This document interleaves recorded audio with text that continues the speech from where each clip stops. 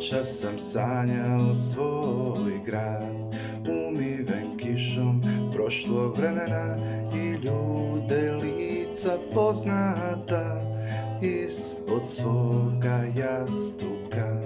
Noćas me grlila ptica selica, tiho na uho mi šaptala, na krilima nosila tajnu svojih puteva i pred zoru pobjegla jednog majskog večerja kroz doline čempresa sa snovima od čemera.